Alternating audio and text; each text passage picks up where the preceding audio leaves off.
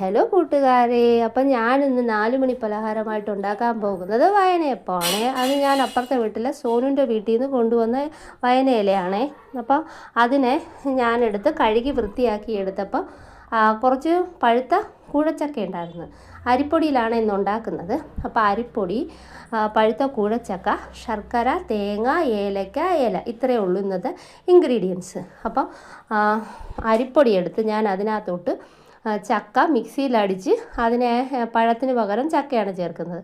ചക്കയിട്ട് അതിന് ശേഷം ഏലക്കായും തേങ്ങയും ശർക്കരയും കൂടിയിട്ട് കുഴച്ച് നല്ല ഭംഗിയായിട്ട് കുഴച്ച്, ഇത്രയും മതി. ഇതിനകത്ത് തന്നെ വെള്ളം കാണും. കുഴച്ച് ഞാൻ തെരളി ഇലക്കകത്ത് ഓരോന്നും മടക്കിയെടുത്ത് ഞാനത് ഇഡ്ഡലിക്കുട്ടത്തിനകത്ത് പുഴുങ്ങാൻ വെച്ചപ്പോഴത്തേക്ക് ഇന്ന് പാലില്ല. അപ്പം ഞാൻ വെച്ച് കട്ടനിടാന്ന്.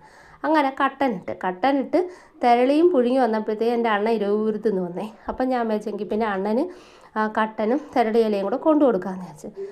ഞാൻ അണ്ണന് കട്ടനും തെരളി ഇലയും കൂടെ തെരളിയപ്പം കൂടെ കൊണ്ടു കൊടുത്ത്. അപ്പോൾ അണ്ണൻ തിന്നുന്നതാണ് നിങ്ങൾ കാണുന്നത്. അപ്പോൾ ഇത്രയേ ഉള്ളൂ ഇന്നത്തെ വീഡിയോ. അപ്പോൾ എല്ലാവരും ഞങ്ങളുടെ കൊച്ചു ചാനൽ സബ്സ്ക്രൈബ് ചെയ്യണം, ലൈക്ക് ചെയ്യണം, ഷെയർ ചെയ്യണം, കമൻറ്റ് ചെയ്യണം. അപ്പോൾ ഇന്നത്തെ വീഡിയോ ഇത്രയേ ഉള്ളൂ. ബായ്.